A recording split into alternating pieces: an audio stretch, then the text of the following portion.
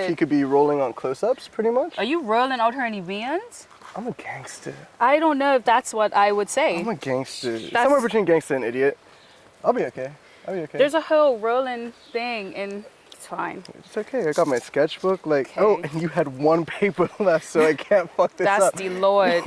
That's the Lord, fam. That's nobody else but God. Worry not, queen. Okay. Worry not.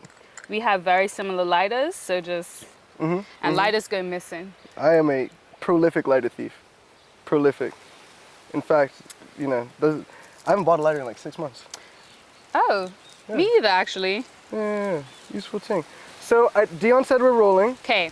Welcome to the very first any post-production content for the Sit Off. Okay. Any of it, actually. It's a vibe. Thank you. The Sit Off is dope. I loved it. Thank you. I'm glad. Wish we can get into. I don't know why we're doing this outside in the wind. Like the wind wasn't part of the set design when we came up with this. The wind just happened. Actually, it worked out. Everything's fine. Okay.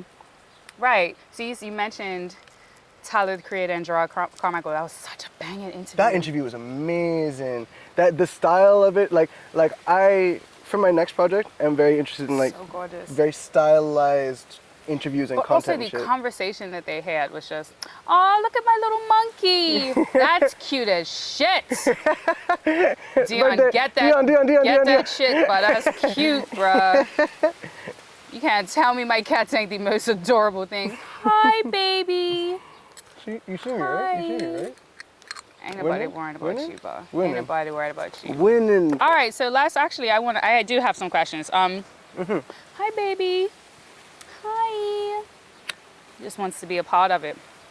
How long did this take? Like, when did you actually start conceptualizing it? Because I do remember you calling me so much, so many calls, so many messages. So I bumped into you.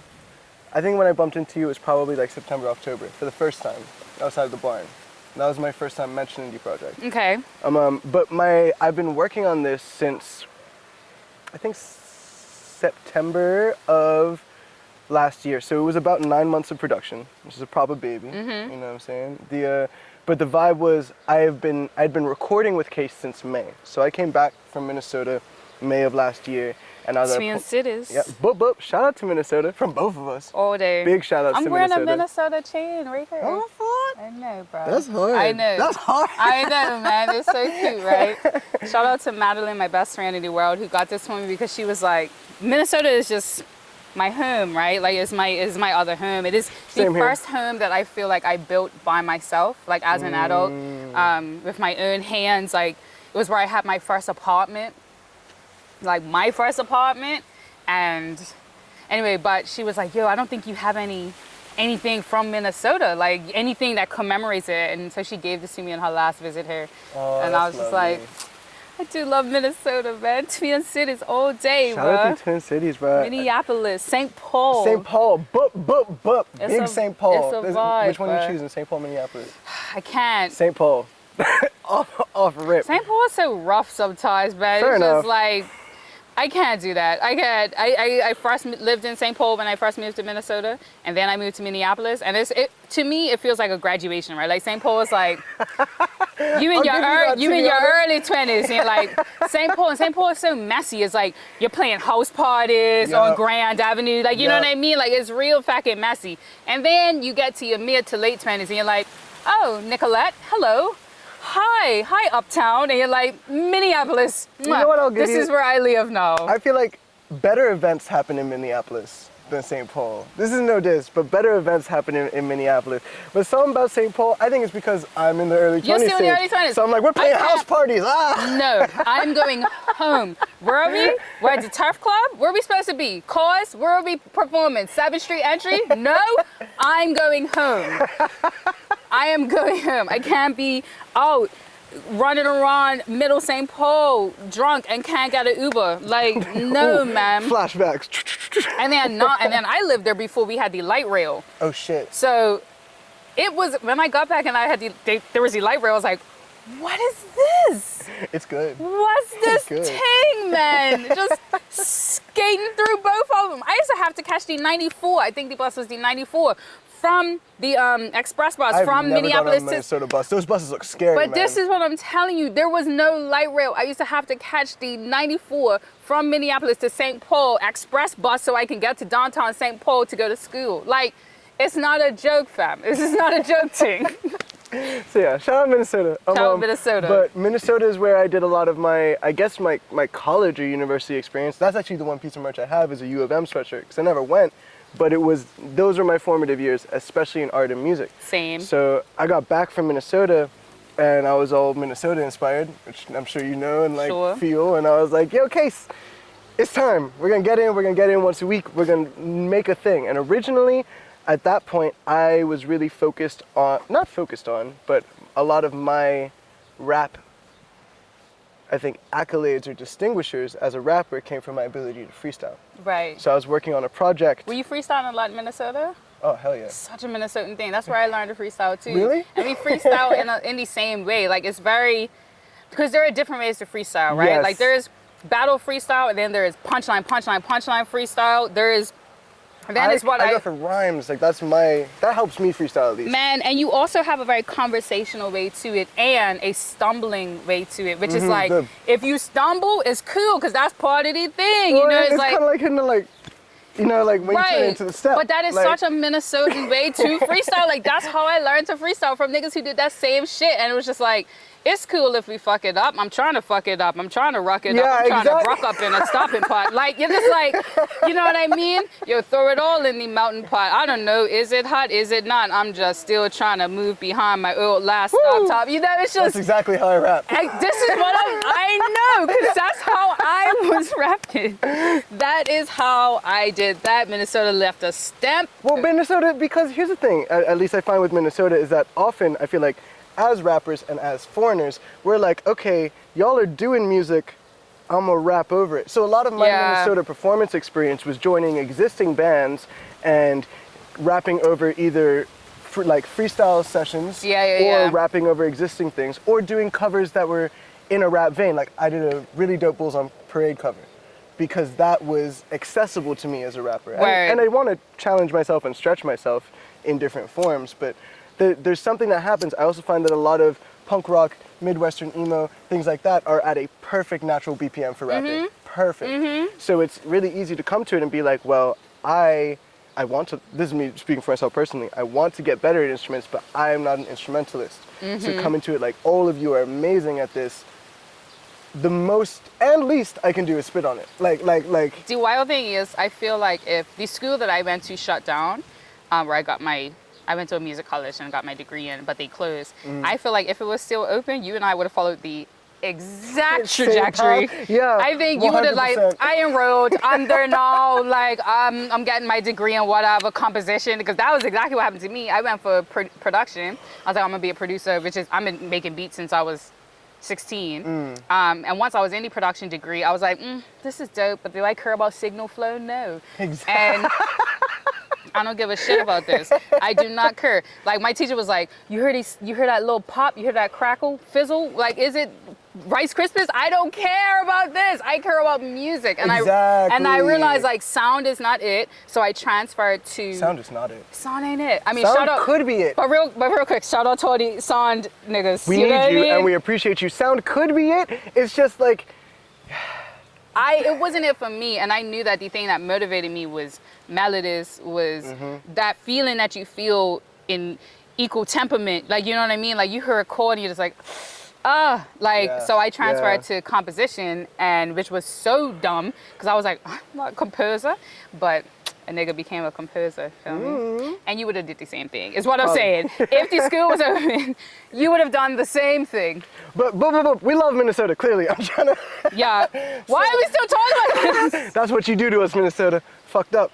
But so got back, all inspired off the punk rock juices, off the I just did a show in Minnesota where no one knowed me and everyone loved me, like I'm ready for it. So come back, I'm like, Case, we're getting in. And originally, the plan was to create a mixtape called Practice Sessions. Okay. That was the goal. And it was only because I realized I can't get good at making music unless I make music. So I was going to make songs in different genres. It was going to be much more of a collection of songs than a finished album. And it's going to be called Practice Sessions, and it's going to be very informal. That's how you got better at writing by reading. Exactly. It was going to be very informal. Very informal. So that was the goal. And then started making that. But before we even did that, I just had to get good at rapping. Because freestyling and recording are completely different.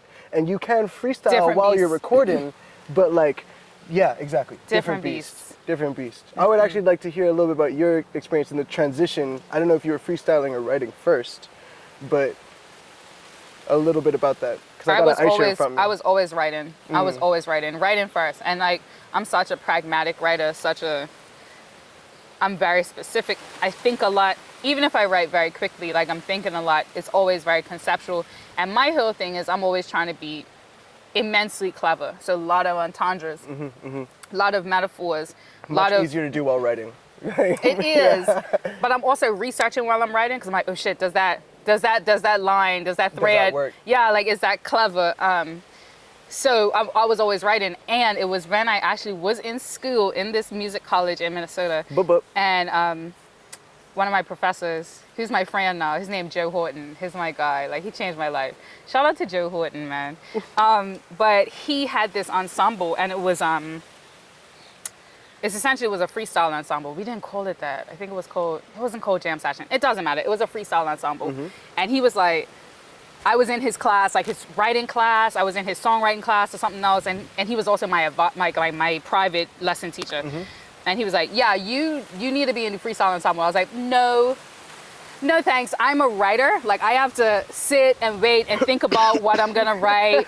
It's all very calculated and conceptual, and like I take my time. And he was like, yeah, no, fuck all that. See you on Tuesday. I already put you in the ensemble. And it was like one of those graduation requirements, like I needed to be in like 3 ensembles, and he was like, you need this to graduate. And I was like, so I went to freestyle ensemble, and everyone was mad excited for me to be in there because everyone had known me as the girl that was like rapping and performing around school. I had a band at the time called the Mad Way Out.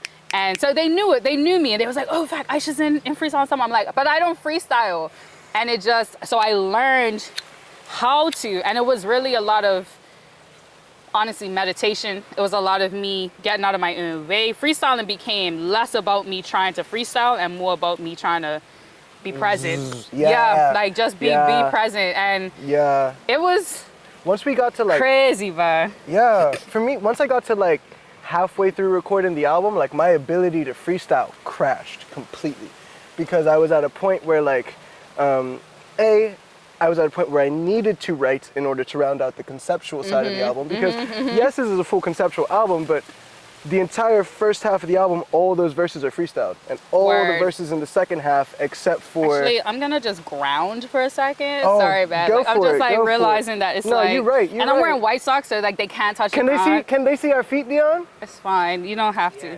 The dogs is coming out. It's just like I'm just like thinking about. I'm like, It's I'm in my sunny. yard. Like It's no sunny. one come and find this. I've got my Thank Koji you. tattoo. Oh, bet. Shout out Koji. Yeah, shout out Koji. I Shout just out Koji. ordered The Prince Prince? from Oh, yeah. her. Yeah, Oh, she's yeah. a vibe, man. But yeah, this is a great option. Yeah, But this is so nice. Fucking well, the second half, all the way up until the last song is all written, and I couldn't freestyle until I got to recording the last song. Not that I recorded in order, but like it just like something crashed. And I remember doing sessions with Smitty. Shout out to Smitty, Connor Smith, co-founder of Cafecito, and an incredible producer. Dion's grounded too. Dion's pulling his. Yes. Dion is like, they don't have a camera angle on me. Present. We're all present. Everyone's one with everyone the knows, earth. but he's doing it. We are all grounding in my yard. Okay. Yes. Nice. This is what's you, supposed Dion. to be happening. This is how interviews need to be. Shout out to Cafecito. Go there for their snacks. Can people please leave me a cherry bakewell? Like I'm so sick of it. I'm Like getting there and they're going. That's how I feel about the lemon cake. Stop buying like 4. Like, I don't, buy one. And at fucking Rock Island Cinnamon Buns, same deal. Just buy same one, deal. Like, you could call ahead and put a side one. Selfish, fam. But 4 cinnamon buns? Selfish. Think about other people. Reparations, Community. man. Come on. Okay, cool. So Connor Smith, incredible producer. He produced Shut the Fuck Up. He co-produced Is You, and he is amazing. He's banging. Amazing. He also co-produced 40 Degrees and What Up. He helped us sort out the drums and bass. This man is crazy. He's crazy, banging. crazy. So shout out to him. But the sessions I have with him are always extremely informal and extremely freestyle based because Connor will prepare a bunch of beats, and I'm really thankful, but he moves through them really quickly. He'll be like, this isn't working. Next beat. So they are usually really freestyle based. And I noticed that I had a session with Connor in January, and I was like, I can't fucking rap. Like, I can't rap. Like, I can't rap. And I'm trying to finish this album. That's such a good thing, though, to feel that, right? Like, we should never ever feel like we have this on lock. We should, I'm just, real quick. That's a big point. We That's should a big never, point. just for, like, to be very transparent, I just wrote a poem that was supposed to be due a long time ago, and I just wrote it just now before you came. And up until the moment that I finished the last line, I was like, fuck, I can't do it anymore. People think that it's about to be dope, and it's not, because I can't do it. I don't even know who I used to be. What words used to live in my head? That's gone. That's gone now. And then I finished it, I was like, okay, fuck. Yep. Something still kind of lives in me, but I don't trust it. You know what I mean? It's the trust. It's very difficult, and that's the freestyling thing is I have no choice but to trust myself when freestyling. You have to trust yourself when freestyling, and it's much easier to fuck about. But like, it is. Once I approached the much more serious content that exists in the second half of the album, it was like, shit, I have to write, and I have to write well, and I have to think, and I have to think, and I have to make it emotional and make it relatable, and I have to still have it be a good rap. So there needs to be double entendres, even though I have to be clear. Welcome to being a writer, man. Yeah, so that's Welcome the thing. The other day, I should said that I was a writer, and it's something I have. Yeah, you're a writer. Yeah. You're a writer that writes raps. Yeah, and right? Like I'm there trying are to writers. write other shit. But that's how you know you're a writer. Like writers write in different genre and forms and styles, but we're just writers, right? And I've never understood. So I've always That's like championed, the whole thing about not being a rapper. I'm a musician. So it's the same kind of shit. But this is why rap, I don't care what no one says, rap is just the genre that has so much ingenuity, because as a rapper, you sit in a very interesting place. We do so in much. between language So much. and in between musicality. And there's so much happening. There's like rhythmic things that you got to consider. You're thinking literarily, you're thinking language-wise, you are using language as and a you medium. have to be in key, you got to and be in like- key, you got to be in a pocket or out of the pocket, you got to be paying attention. So you are a musician and a writer. And one thing about me, I've always really championed rap music as a literary form. Yes. It's always been, to me, I'm like, oh, well, this is literature. This is just the form that it's presented in. So a young writer, who I always have to say this story, I don't care if it gets old, Makeem. Shout out to Makeem. I love Makeem. That man is amazing. Has the human. Makeem Ori. Makeem Ori. What was his Delegaton or something? His has so many names. Do you not remember when he used to go Yellow Fishtail or something? Yellow something tail. Why are we're just saying Stale yellow tail. Stale yellow tail. Stale yellow tail. Oh, he had Stale yellow tail. He had so many names.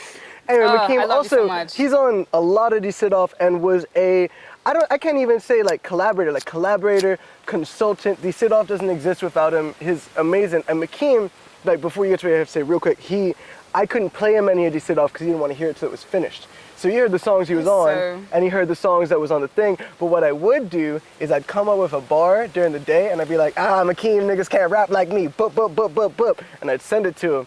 And so when he heard the Sit Off, he was like, that was just like our entire WhatsApp chat. That's One album. I love that. Shout out to Makeem. He's incredible. He is incredible. But He's been writing. incredible. So I met Makeem and he was probably 17, maybe. And it was at Chew Slam specifically. And I was tasked to coach a national youth poetry team for an international poetry slam competition. Brave New Voices, right? Brave New Voices, Shout that's out Brave right. New Voices. And Makeem was on that team. And I remember, like, he used to come practice. And one time he said to me, he was like, well, I'm a rapper, like I'm not a poet. And I think that Gavin had coerced him to come. So it wasn't, a lot of our first team, like, not that they didn't deserve it, but like Gavin was like, come on, let's go. You're on the team. And it was just like, that's not how you make a poetry team. Every other team, like they have like actual bouts. Like people fight for their place. In Bermuda, our team was like, get in here and stand there. Wear the shirt and smile. You're on the poetry team. And it was just like, so it was just this ramshackle group of youths who was just like, man, like I wrote a poem once at Tuesday. Now I'm gonna be here to perform. That's all at Chusick. That's how Chusick employees happen. Yeah, it's like, what? Why am I the treasurer? I counted money for Gavin Swizzle once. How come I'm too many finances? It's crazy. So he came begrudgingly and he was like, well, I'm not a poet, I'm a rapper. And I was like, sounds silly, because you're a writer who happens to write raps. And a poet is a writer who happens to write poems. They're also kissing cousins. Just really not that. We're doing a little bit different. I was like, also rap if you want. I don't care, little boy. Let's just run rap this. On stage. Let's just do without it. A beat. Just and then he went and it changed his whole life. And then that was the first year. And the second year, he actually was our team captain, which nobody knows. But he was the team captain of the Bermuda squad. And he was so good. It's incredible. So my thing with that is that like there are a couple things, a couple big moments. And after this, we're going to talk about just the album. But try. Or also fuck you, because we're having a fun conversation. It is. I rate it. You know, content is a weird thing. Just listen to the album and write stuff out. Anyway. I'm banned with content. I don't even know what this is about. This is hard for me. Yeah. This is it. This is outside of both of our... Yeah. But anyway, so Makeem, there are a couple moments, and this is going to lead into the album, well, that were big moments for me in terms of the power of words, the power of rap, and the power of writing. And two that I'm going to share real quick. One of them was when you guys got back from Brave New Voices and you had this event at Chusick and you showed the videos and you was talking. Oh yeah. And I was like, it was a video of Makeem's performance and it was beautiful. And I remember being like, wow. Yeah, he was like, I paint myself golden every once in a while. Oh shit, that poem was called Bronze Boy. It's crazy how I still remember like a lot of the poems. That's right. I paint myself good and every once in a while to be able to survive at the dinner table or something. He was talking about like how, I ain't gonna air his laundry, but he was like talking about how he was like the word child in the family. And I thought that was so dope. Like, He's amazing. He's amazing. And like that moment was huge for me because I was like, these people are going through an incredible, beautiful experience. Just watching them read their poems. You was a kid. I was a kid. And that is when I found out that Haz's name wasn't Haz. Because Aisha said Makeem, and I was like, who the fuck is Makeem? And then I forgot, and I was like 18 when I remembered that Haz's name wasn't Haz. That's crazy. And I remember that moment so clearly because I wasn't at the bar, but I always stood near the bar because the bar and the sound booth are right next to each other. So either my dad or Uncle Gavin. Up at a bar. Yeah, it was Bermudian thing.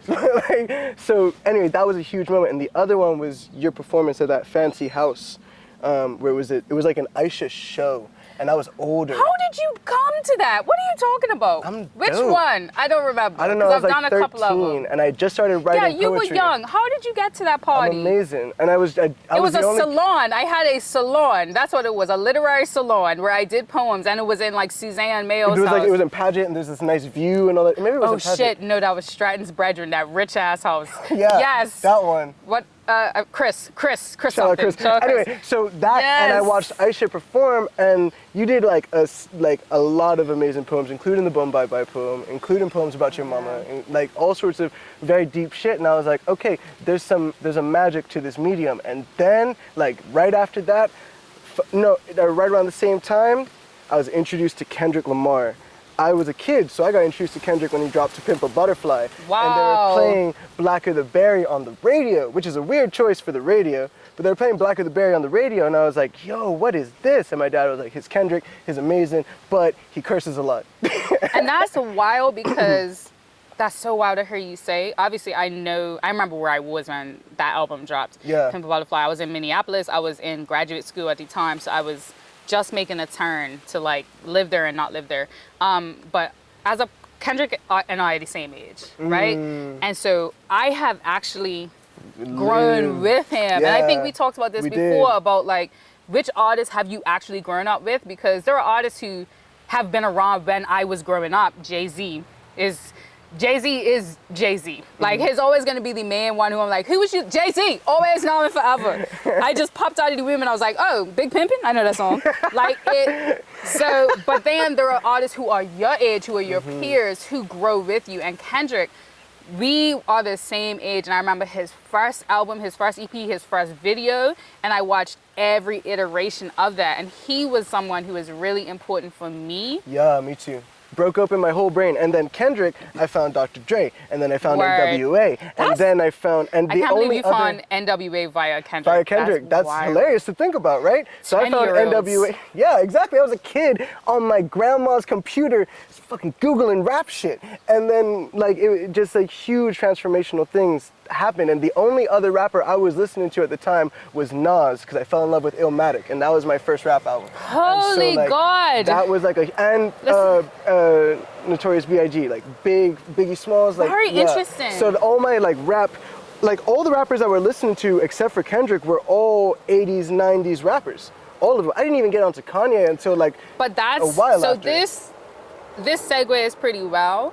This album sounds like a 90s album to me. And not exactly, right? But the feeling, the camaraderie of it, like the vibe, it sounds like a posse cut. It sounds like it was made in a basement of like the Roots that was the basement. goal. Like it sounds like a late 90s, early thousands album, which is when I started to discover and fall in love with it. And it's just crazy because for you to say that this was kind of like where you began as a nucleus, as a person who was falling in love with rap music, which is like music that's like 25 years older than you. And like, this is what you've encapsulated. And I was gonna ask you, what were you listening to when you were making the album? Because that's a different question, right? It's a completely different question. It's a completely different question because it's like anything, if you're making something, you do have to be surrounded by a certain amount of art. It's kind of like writing a dissertation and you need your book list to help you write that.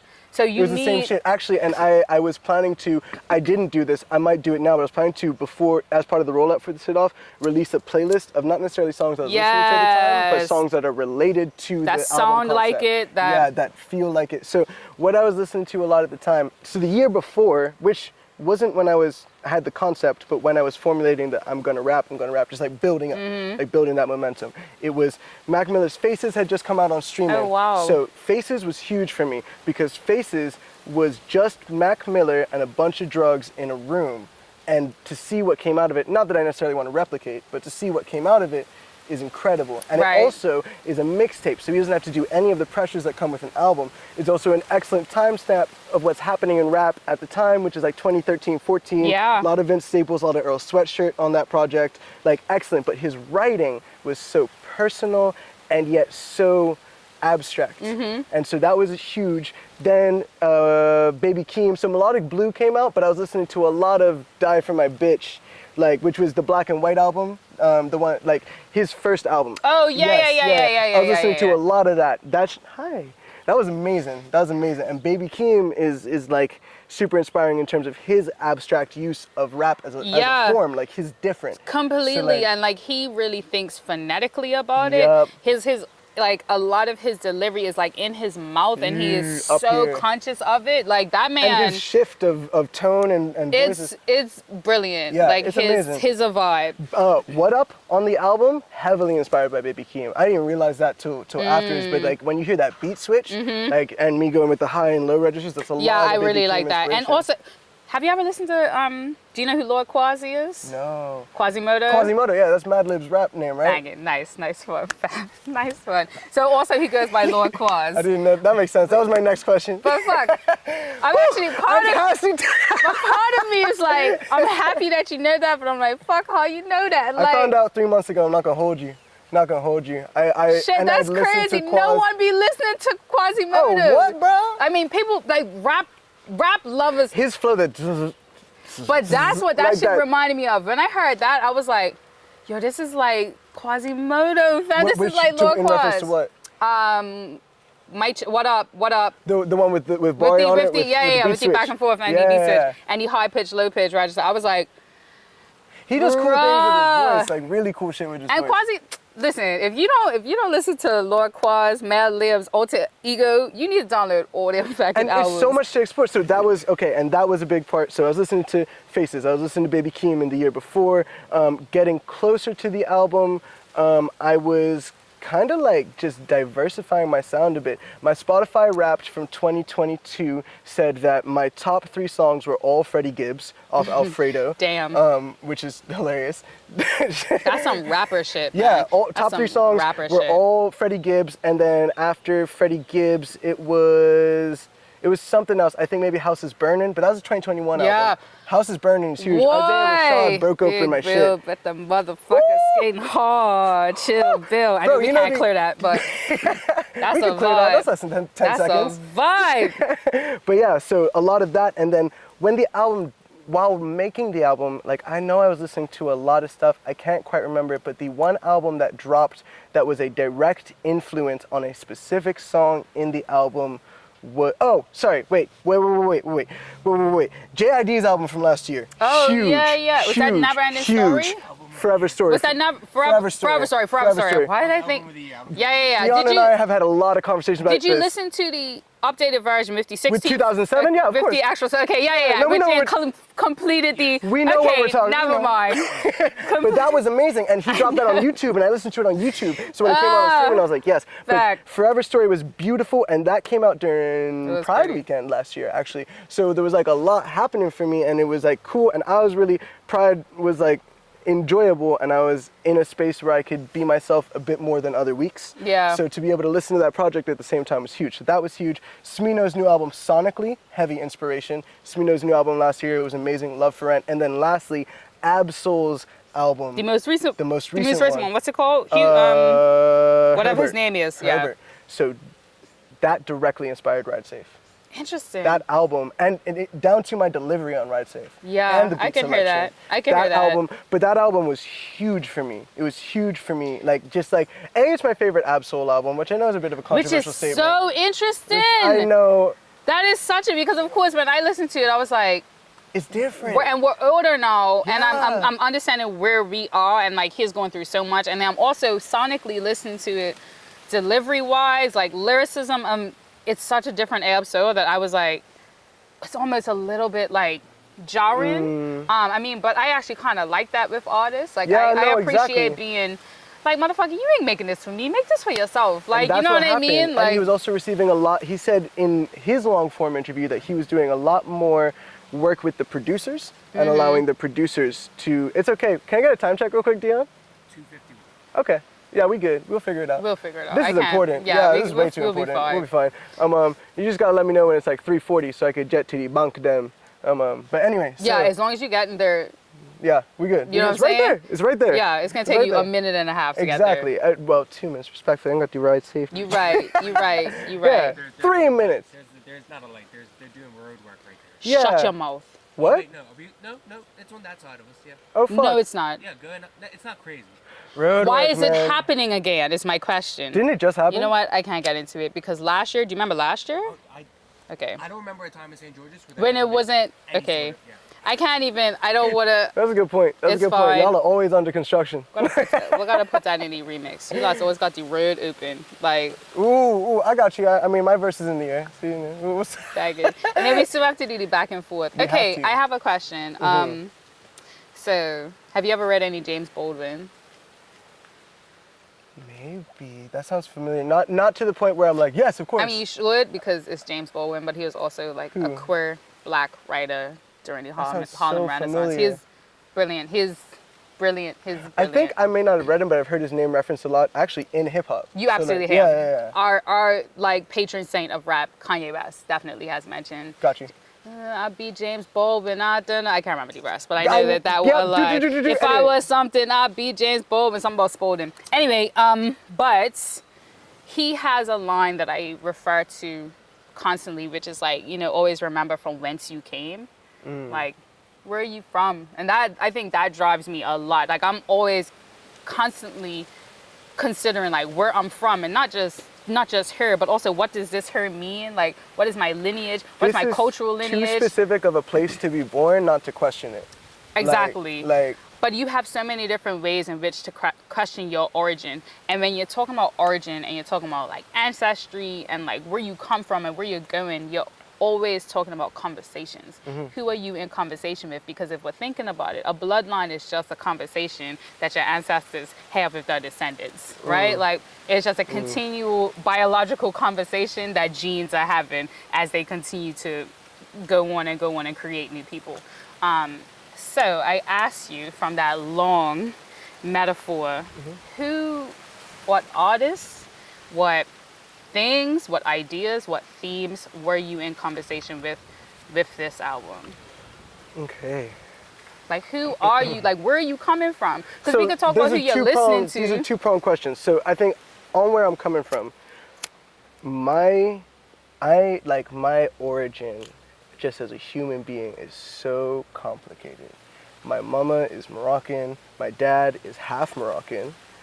Both of us grew up here, and like it's like this weird, and but so both of us feel way more Bermudian, even though for both of us, most of us is Moroccan. And so, well, most of us is Moroccan, his half and half, and so it's this, and then I have I've got like a light smear of Bermudian accent. It's very light. It's there, but it's very light. And so... I mean, it is a very diversifying accent. Like, no Bermudian... Exactly, no Bermudian sounds the same. Two Bermudians really sound the same. At all. But so kids, when I was a kid, used to ask me if I was American. Yeah, where you from? Yeah, where you from? And I was like, I'm Who's here. your people, like, I grew up here. And so... And then it was this feeling that a lot of artists get, that I was having a long conversation about today, about like, what, you're an artist, you're a good artist, you gotta leave. So my whole thing, which I know is, we're gonna talk about that, not today, but my whole thing with that, there was a lot of that. So where I'm from has always been a big question for me, huge question for me. And then also in like split parent households, like, where even is my house? Like shit like that. Yeah, like where's my house? Where do I live? Exactly, so it's... Where you stay, bro? Both. Like it's crazy. And then traveling a lot. So where I'm from has been a difficult thing, and I knew that before I get any farther into this rap arena, I have to address where I'm from. Okay. I have to address where I'm from. That was really important to start with Bermuda. Okay. It's important because I don't know where this is going to take me, and I don't want to, I want to start with Bermuda because who knows what I'll be making music about eventually. Yeah. And it's important. And then the other thing is, I feel that our access to music that feels like Bermuda is very limited. Very limited. What music feels like Bermuda to you? It's somewhere in between hip hop and reggae and soca and sound, but these are all music that we're borrowing. But that's the same thing with, I asked that question because you can say that with anything Bermudian, right?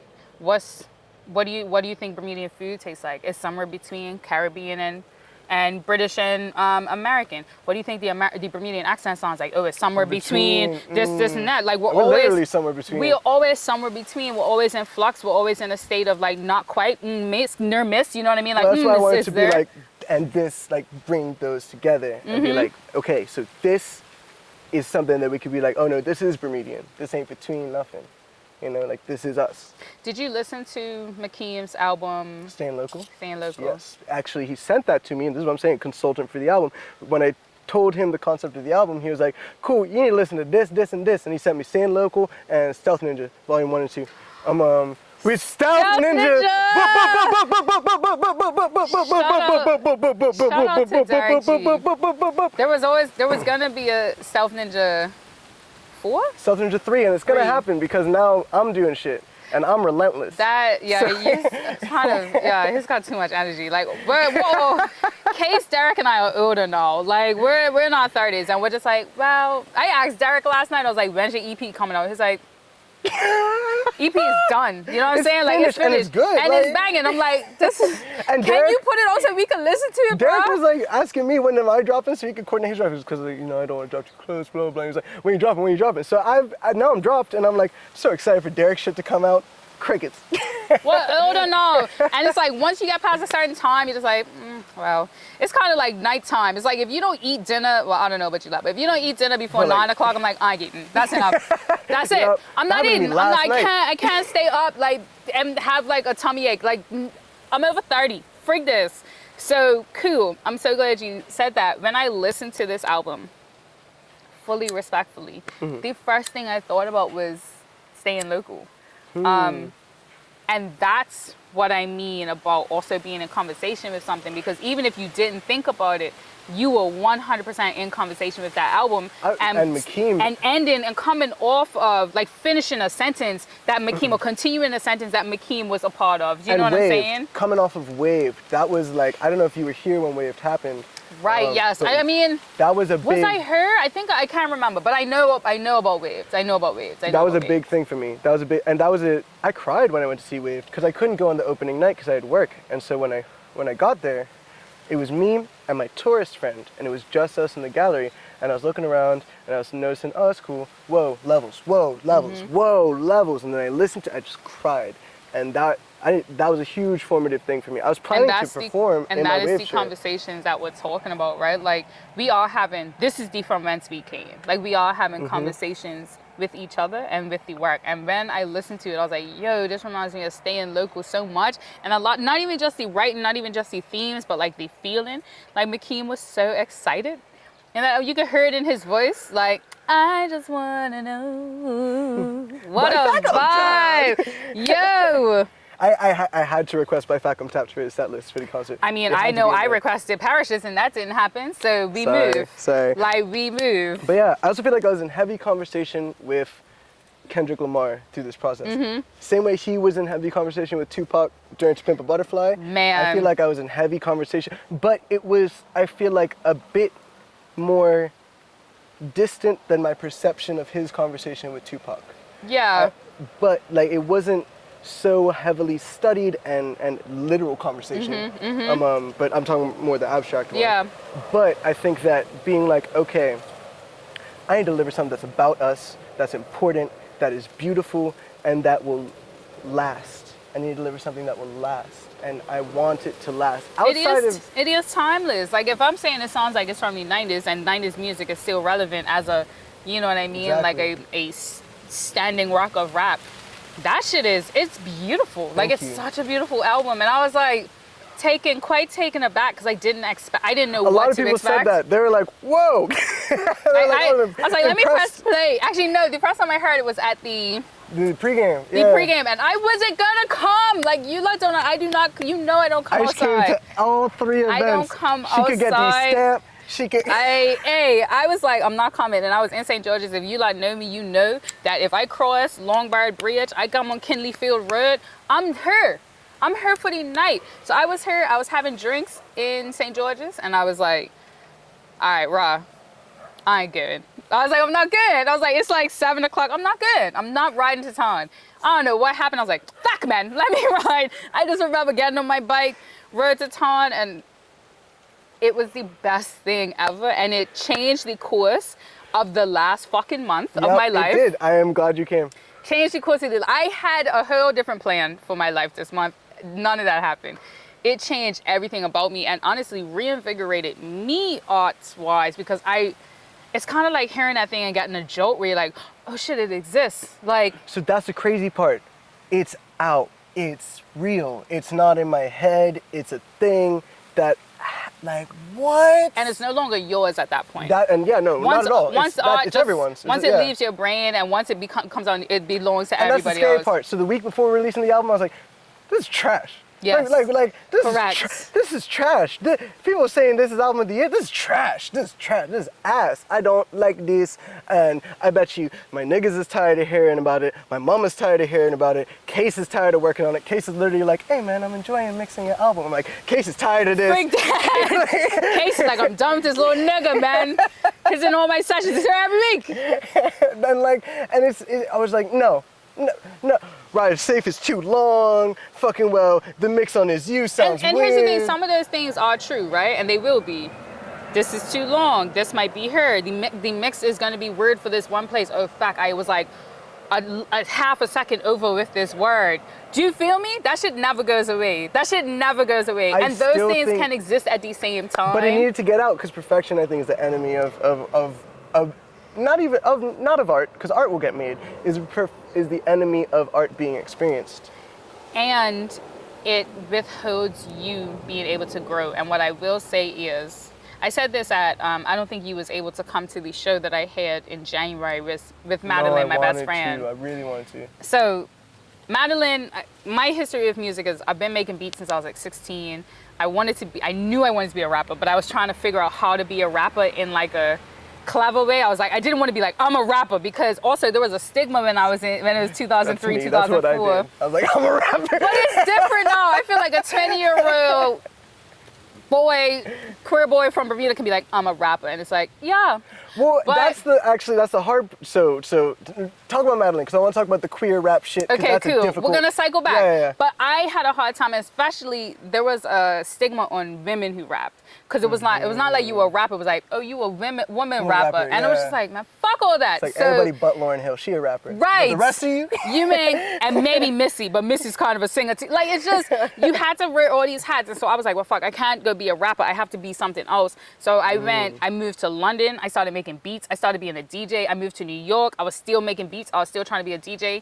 And then I moved back home because my mom passed and I was her. And I was like, my life had to change. I had to get like a real job and shit. And then it wasn't for so long until I went back to Minnesota and went to music school and became a composer and all that shit, and started actively rapping in a band called the Mad Way Out. And we was making noise and shit. So but I had the Mad Way Out. I had a side band called Stop the Black Sheep. Shout out to Matt. And I had all these projects. I was rapping, I was writing, I was making beats, but I wasn't releasing nothing. And part of it was like this perfectionist spirit where I'm like, nah, it's not good enough. And no, I hate that. And I hate how my voice sounds. And my voice is it's so nasally. I hate it right now. I'm not going to watch this interview at all. I'm never going to watch it. Hate it. But I hated everything about it. And let's just fast forward. It's 10 years later from when Madeline, Tao, Zach, Patrick, and I made the Mad Way Out, created it.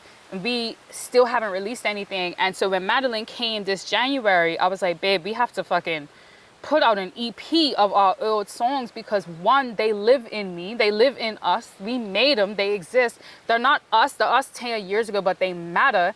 And I robbed myself of the ability to grow. You know, you look at Earl Tyler, the Creator, I remember the first Tyler, the Creator album I heard, I was like, turn off, this is scary, I can't. He was talking about eating babies and shit. Huh? You what? loved it. Okay. Goblin? Right. But the thing is, Goblin's fire. Dope. It's dope. But when I heard it, so here's what happened to me. Same thing, because I was a fucking kid, I feel embarrassed that I got into rappers late I got into rappers that I love on their breakout album, which I hate to say. But so Flower Boy was my first Tyler album. But that's life though, and that was a term for me. Goblin was banging, but I was like, I don't know, man, he's saying weird stuff about Jesus. I can't listen to this, like it's stressing me out. I feel so conflicted. I was like, turn off. But even that, just watching him move and grow, and I'm not even saying, Goblin was banging. It's not even that it was ugly, but I never allowed myself the space to release shit music, to release shit And that's the thing, albums, is I want to put out the shit. Nothing. And that is that you don't realize how important that is. Like, I needed to be able to look back from right here and be like, oh fuck, I remember when the Mad Way Out album dropped. My voice is so high. That's my thing, is that the other thing I love about this album is it's a timestamp, because all the homies are on it. And then it's like, it's also the homies' thoughts, because when I gave people verses for the album, rarely, I would give them the concept of the album, but oftentimes the feature verses of the album don't directly address the concept, which is perfectly fine. I wanted to give them that's space. some rap shit. That's some rap shit. But it works. Like, someone always be coming in and be like, did you listen to the concept? Nah, man, I just threw my 16 on it. I just threw my 16. It's done. It's done. Yeah, it's a vibe, yeah? So like 1 2 1 2, there's nothing about the concept until I say I'm drunk in the later half of the album. And the later half of my verse, sorry. And I'm like, I'm slurring words and drunk too much, blah, blah, blah, because at that point, the character is like lit. But it works out because it still adds to the tapestry. And the great part about the concept of the album is that if the concept is a party, anybody can say anything at the party, but it has everyone on it. So it's a timestamp of where I am, of where McKeem is, of where Case is, and it's and then individual timestamps are even crazier. Mic check is like, that is the special, is so special. It's so important. Mic Check is the first song Case and I ever made together. And it was the only song on the album that didn't have original production, and we had to reproduce that beat. Word. And so it bridges the gap from when I first started rapping. It's in 2020 in COVID. It was a COVID session. From COVID, like that gap to remaking the beat like a month before the album dropped. And that is just so special. But things fit because I think sometimes art is meant to happen. So the concept was come up with, but things just fit. So at it's the beginning always of the mic meant check, to happen. Yeah. And you need to allow the space for it to happen. And you need to get the fuck out of the way. I think the most beautiful thing you could have done was release an album. Thank you. I appreciate that. That's it. And the thing is, it's so beautiful and I love it. And then in 2 years, it's not gonna be the album you will release. Yeah. Do you feel me? And that shit's crazy to me. There was an interesting practice I had to undergo of honoring past versions of myself on this album. Yo. Because for the last verse you hear on the album is the first verse I ever memorized. It has nothing to do with shit. And I say it before, I was like, yo, I wrote this verse when I was 17. I needed to put it somewhere to get it out of my system. I'ma just lay it. And that's where the album closes.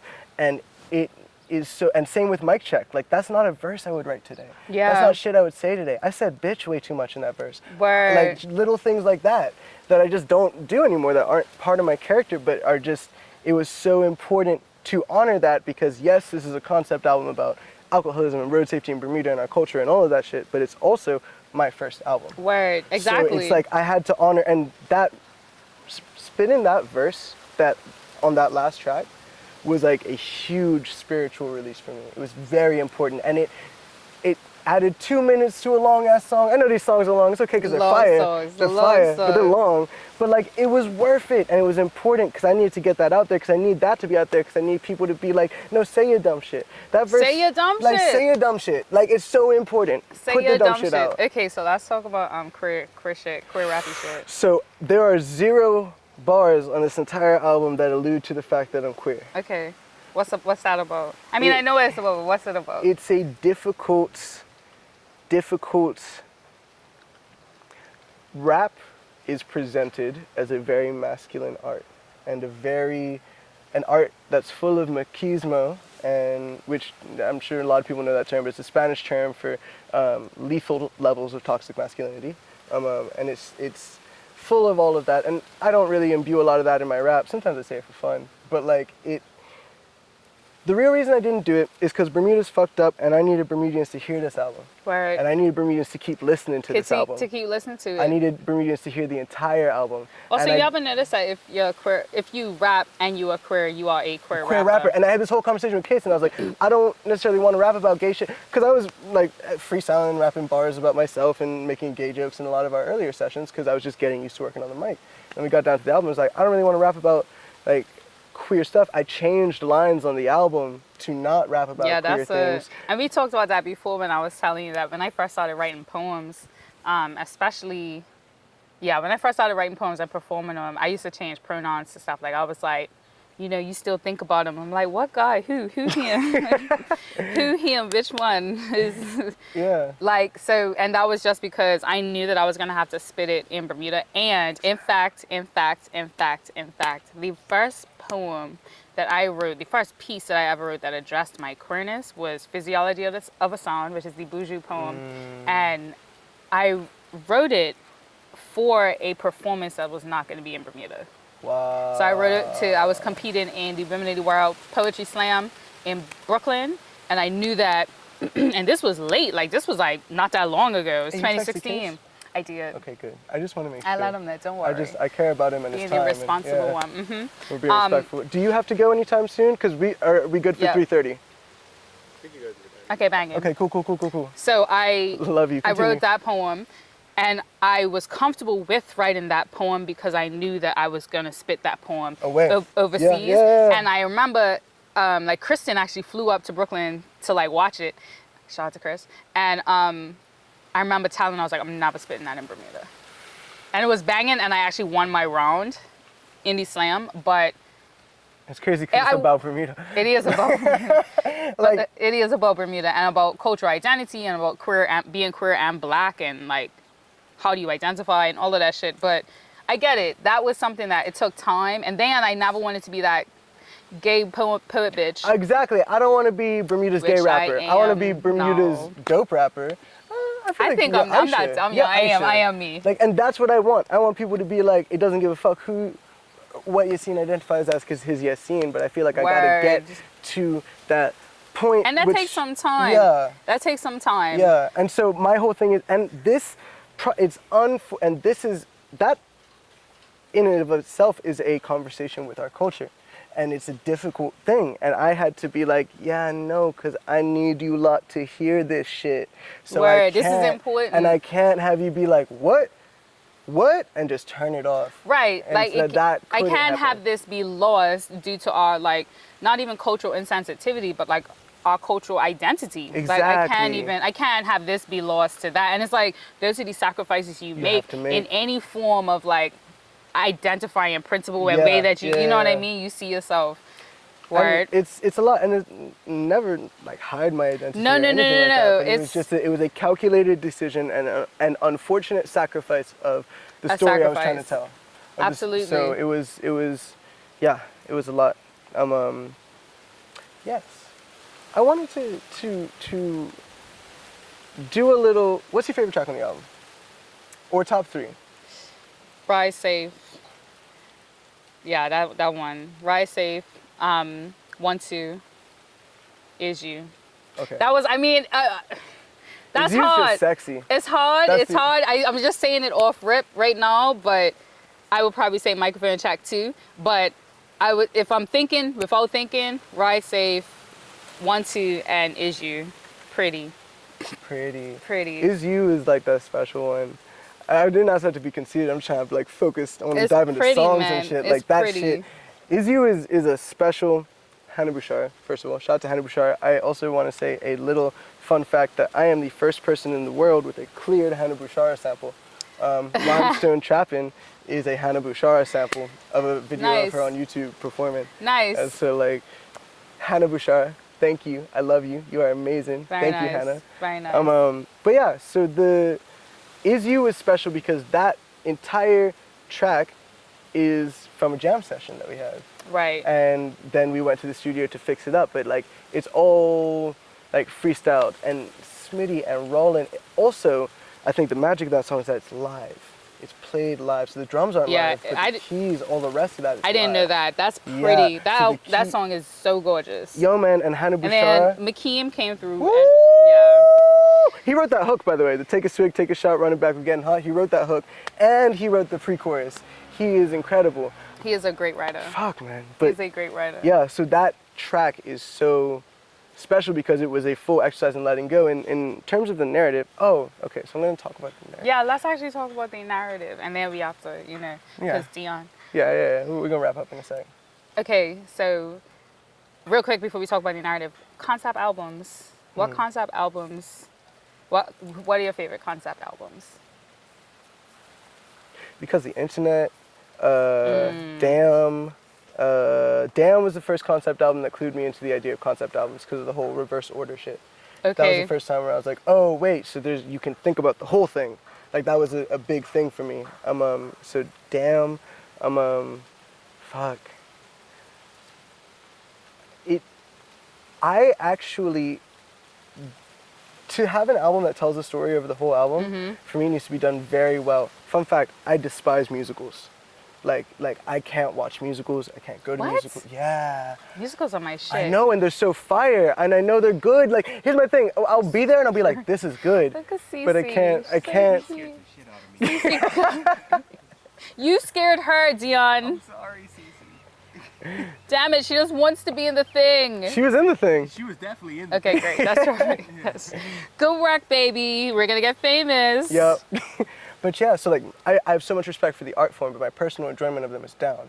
And I feel like, sometimes long form storytelling in song form is really difficult for me.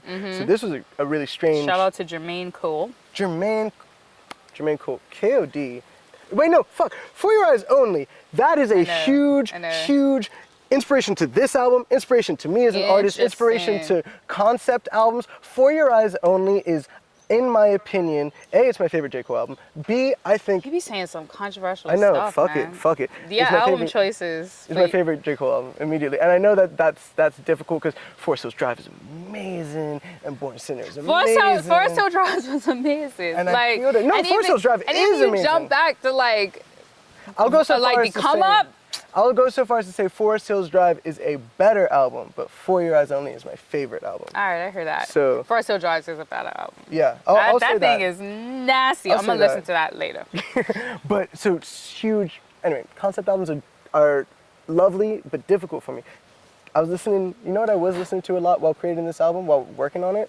I wasn't listening to as much music. I was listening to dissect seasons back to back to back to back to back. And that makes a And lot of sense. like, just because back now we're to- looking at like how linear a story can move. Okay, Yeah. so let's talk about So- your story though. So the story, as it starts, kid, I guess character that is me, kind of based off of me. Kind of Mm-hmm. The like boy yeah, in- exactly, in the boy, same Because shit, the an internet. exaggerated version of me. And K-Dot in Same shit. Yeah. Kung Fu Kenny, like this character that is me, but kinda, gets off a plane, goes home, goes to sit off with his friends, gets to the Oh party. yeah, so you were like at school or like coming from Minnesota or something. Yeah, exactly. Nice. Coming from wherever. Gets on his bike. He's like, oh, I'm back on my bike. The Yeah, exciting it's a feeling. vibe. Goes to this party. So like little lines like just got off the plane when I love coming home. Got the Goslings, Henny and Patron. Okay, like stopped, okay. probably stopped at the duty free on the way out. 'Cause Shit, the like I alcohol's cheaper. remember this though. Like this was me. You get off the plane, you go to the beach. Duty- You're like, where you lot at today? Exactly. I'm coming. Exactly. So pulling up to the beach and everyone's sitting off. Technically, the party takes place on the beach, but it takes place. It's somewhere between a beach party and a house party. Yeah. In terms of, because it also like there's weird stuff like hearing noises as if you're outside a house. So Yeah. somewhere in between. But gets to the party, sees all his brethrens, and the concept is that my verses are actually me freestyling at the party. Okay, cool. I Because like I'm that. excited and back with my, and that was the original concept for practice sessions, that the interludes would be me freestyling while Ethan's beatboxing. Okay, Which is cool. also why Dope. Ethan's beatboxing in the first track, because that's the genesis of me rapping. Okay, I love that. And so like that's like conceptually all my verses in that first half are me freestyling, are everyone freestyling. Okay. And so, or me specifically, because there's certain verses like McKeem's 1-2-1-2 verses, which are clearly like, hey, we're gonna drop this concept for a little because you need to hear this. Right, So shit like that. right. This is a smart verse. This is a dope exactly. verse. I'm not gonna sacrifice this. Yeah, exactly. So, blah blah blah, goes, has fun, gets tapped. So the first few songs of the album are focused on drinking, and then it switches into being drunk and being like, I love you guys, man, my friends are fire. And then we get sentimental and mic check, and then that rant at the end was, in real life, me being 17, just kind of experimenting and talking over the beat, and I was home, and I was just talking about home. But conceptually is me drunk, just ranting. Right. And so okay. boom, and then after that, I get up, I leave, it starts raining, and I slide out. And that happens at the end of mic check, and that divides the album in half. Without your interlude, which is like, it's like on its own little world, the album is split perfectly in half by that. Okay, accent. cool. Your interlude was a later edition, so it but it was worth it. You know? It was always gonna be a later edition. my guy. 100%, 100%. Always. So, boom, boom. Then the entire second half of the album is the recovery process from this accident. Okay. So Heartbeat is the immediately after, the like right after you slide out, like I'm sobering up, hence with the voice modulation. Right, and you're just like, am I in pain? What is it? Am I hurt? What's happened? And the flashback, because the vocals at the beginning are Hannah and McKeem's Is You vocals that I slowed down Okay. and pitched down. Okay. And so it's literally flashing back to when we were getting Yeah, it. So I was we're just getting there. ha, ha, like, and then That's dope. and this baptism, like it's the exact same vocal file, just Okay, slowed that's down. wicked. So boom, boom, boom, and then in the hero's journey, this is the step where the main character would approach the elder for a conversation. Mm-hmm. So a talk with nobody is a talk with an abstract form of God, I guess. Sure. Right after I slid out, but it's at the beach, because where It's do you also go? very much like Tupac and the conversation. Exactly, inspired by between that. Kendrick. Exactly. So similar things, and I guess like that, Bermuda would have, if Tupac was Kendrick's muse for that, Bermuda would have been my muse for this, and that was Okay. a conversation with Bermuda or God. There's also very specific choice of using nobody for that conversation. A, because of his name, but B, because of his voice, and C, because his articulations on Bermuda are incredible in our culture, and so that was a very specific choice, and it panned out really well. So but you go to the beach to swim, to heal yourself. So I'm at the Salt beach. water is a curative. Exactly, and then he checks me. I don't even say nothing. He just goes, okay. So that's what that conversation is. Cool. And I know that the last time, so crazy shit, when I came up with the concept for this album, I told Case, I got really pissed at my friends one day, and I was at the dock, and I was like, why are people like worried about petty shit? Cause like niggas die, we literally die. We don't have time to be worried about petty shit because we don't have time. Like, and so that was a huge thing. And I was like, wait, maybe that's what I should write about. And I was like, well, how do people die in Burmese? Only red. And so that's where the concept came from. And I told Case that, and he was like, you probably shouldn't have the main character die because your words are powerful. Yeah. And so I was like, ooh, that makes sense. Let me reformat. And then that week I slid out. Damn. And I was laid up. And it was like a whole, like, it was like, oh, you want to write this album? Damn. Is that when you fucked your rotator? That's when I fucked my rotator cuff. Like, and my Damn. shoulder man. is still fucked up to this day from that act. That whole thing, like, physio said I fucked my rotator. I wrote that verse hobbling Damn, to my man. steps to sit down. Damn. Yeah, so like, And we all have these like forms of road rash, right? Road rash obviously not just being a scar, but like the imprint that an accident has left on us. That's crazy. Okay. Yeah, so that happened, and then boom. So we're in the second half, talking to Calix, and then we get into Limes. So I remember that very clearly because I remember being in the first time I went swimming after that accident. I went off North Shore, the steps, that staircase that goes down. The staircase is cut directly into limestone off North Shore in town. So I went down there, and like, you know that if you go down there, you technically have to jump into the water. And usually it's nice and calm. It was rough as fuck. Damn. So I was holding onto rocks, and then the water hit me to get the salt water on my knees. It wasn't like bad, like hurricane bad, but it was like, Yeah. And then it was like, why the fuck, why are you riding like that? What type of What's dumb the shit? What are you point? doing? Like, exactly. What's the point? What the fuck is your issue? Like, all of that, just this whole, like, what? And then the next time I went, I was in there and I was floating, and it was still stinging, and I was like, why? Like what the fuck? And shout out to Danaji, who's very helpful in my recovery process. She's the poet at the end of 1212. Okay. Very helpful in she took me there, like, both times. Cool. Because she lives around there. And you're gonna cut that part out. You're gonna bleep that part out. I'm trying to leave niggas' addresses out. But Yeah, anyway. and don't say nothing about where we're at. You don't need it. Yeah, we're in Birmingham. Anyway, fucking so boom, Limestone Trappin' is a song that I hate talking about, and is a long form verse about my personal interactions with intoxicants, Okay. which is a very difficult. It's just uncomfortable, It's right? Because uncomfortable. it's like self-reflection. Like I have to do work, and ooh, look how strange and gangly I am when I actually like look inside. Yeah, Like, it's like, what the fuck? but that's like the thing that, I mean, you look in a mirror. If we were to see what we actually were every day, Facts. ain't nobody got time for that, man. Like, ain't nobody got time for all of that, bruh. Yeah. Just show me my cuteness, and then let's keep it rocking. And that's what the whole, that's you could easily do that in music. Okay, let me just make you like you. Let me make you like me. I'm smart, I'm clever, and I'm charming, You know what I'm saying? man. Come on, let me make you. Charisma. You can't just do that. And so Limestone Trappin' is that's the Hannah Bashar sample, because the track goes, I fell off my bike today. That's her quote. And so that's I sampled that, and it made this beautiful ground for me to just get really real with myself, specifically my interactions with alcohol and as a country, our interactions with alcohol.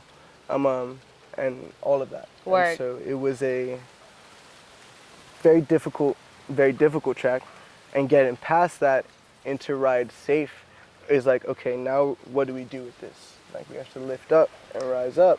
And my also, it's dad- you looking at like the other side of this, right? Like you slide out, but you're cool.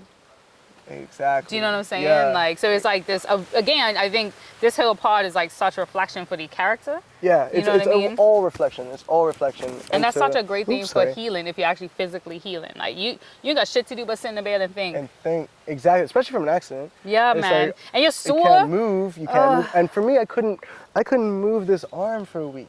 That's That terrible. was terrifying. Where we at Thankfully, with time? Because we got to. we got. Okay, yeah, we got like 5 more minutes. 5 more minutes. 5 more minutes. 5 more minutes. Okay, cool. I couldn't move this on for a while. Thankfully, we're at the end of the of the concept. We are. You We're got one more here. question, and then we're out. But so couldn't move this on for a while. Ride safe. The conversation with my dad was really important because everyone's gotten their voice note from their parents. Everyone's heard that story from their parents. And I wanted to get my dad on this album somehow, and my mom is also on that song. So that song's like a family photo. And then to end it with Caleb, like that's an authentic recording of him spitting that poem at a Masterworks open mic. And that thing like really messed me up because I remember when Caleb really had a strong speech impediment and his poems didn't sound like that. Yeah. And so to have it like on an actual album, like I remember how Caleb used to spit poems, and I thought he was probably one of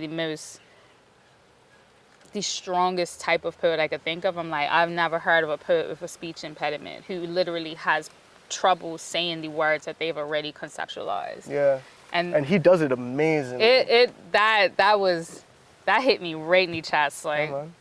And then into Joy's ballad, that was originally just a piano track that my homie Evan had composed because I sent him the Keep Growing beat, and I was like, I want you to just play for 3 minutes and land here. No matter where you go, you gotta land on this melody. And so I wanted those tracks strung together. And I was like, I told him the concept. I was like, it has to be heavy, and I wanted to give the listener time to think. That was the goal of that. And then Joy, like just being Joy. I was Obviously. like, Joy, hey, so can you, yep? And she was like, yep. And I saw her on Sunday at 2 p.m. and I had a recording session at 6 p.m. and she came and knocked it out and left at 6:30. That sounds like Joy. Yeah, easy. And conceptually, what's happening in these last like 2 or 3 songs? So these last 2 or 3 songs with Joy, that's like the true, like the deepest layer of questioning. Okay. Like, will I see God? Yeah. Like, and then going back to alcoholism, Case pointed this out. This was his interpretation of Joy's line. I never asked Joy what she meant by it, but she says something like, it's only hard to find love if your eyes are closed and if you feel you're not born of it. And Case said that when he hears that, he hears stories of children born from alcoholism. Wow. And so, like, Word. crazy. And then Keep Growing is like, well, what do I do once I'm this fucked up? And what can I do once I'm this fucked up? And how do I make sure this doesn't happen again? Yeah. And that's kind of the answer. And it's not, because the answer to this album is not to stop getting intoxicated. I want to make that clear. Yeah. It's not to stop, it's not to stop getting intoxicated. It's not. I mean, that's never gonna fix the problem anyway. Exactly. You spilling on my I didn't mean mezcal? to. It was a touch. I only had like a tiny sip left. Unbelievable. It's not to stop getting intoxicated. It is to be wiser about how you do it and make sure that you are not harming yourself or others. Word. And it is to keep growing in the face of how have you... some accountability in how you move Exactly. through this world. Just be like, honest. Be Like- honest about like how you're showing up in every aspect, like how you show up to people, how you show up on your friggin' bikes. You know what I'm saying? Like, have some consideration. Yeah. All right, my last question is, what do you hope to do tomorrow? Make it to work. Yeah. Yeah, like I'm gonna work tomorrow. I'm gonna make it to Banging. work. I'm gonna make it home and get all my work done. I need to create better systems for myself to be this amazing productive artist and hopefully this amazing productive professional. Oh, babe. So, which is That never goes away. yeah. Shout out to having a career, so that's the goal. being an artist. Build this career. And like celebrate, kick back. I'm trying to make art for fun now. Okay, Yeah. like I got the conceptual shit out of the way. Yeah, now like, it's a like, vibe. Now it's a vibe. I'm like Kendrick never did that. That's just So, like, you know- yeah, he was so serious all Like, the time. And I just want Kendrick to drop one Maybe shit that fart album. Maybe Section 80 was kind of fun, but no. Section 80 had fun moments. Rigor it had- Mortis. you're right. It had fun moments. It wasn't a fun album. wasn't a fun Never album, mind. yeah. Never So, mind. yeah. He's never had fun. Exactly. He has been serious the whole time. J. Cole could free up in a verse. Childish Gambino has fun while he's telling you about yourself. Like, all of it's useful. So right now I'm in the zone of Fun have album. fun because my next concept album that I've been developing over this last year is going to come out in like 4 years or some shit. is Okay, I very love that you heavy. think it's gonna come out in exactly 4 years. 3 or 4. It's Okay. very heavy. So it's time to have fun before that. Damn, we're gonna be sad again. All right, I love Life. you and I'm proud of you. And this was a vibe. I love you And thank too. you for having me. for everything. Thank you for having me. Thank you for having me. All I know we right, didn't answer all right. any of your questions. Art. Art. All right. Art, my Art, guy. art, Art. Let's try to make art. Let's go make some art, Let's man. go make some art. All right, cool.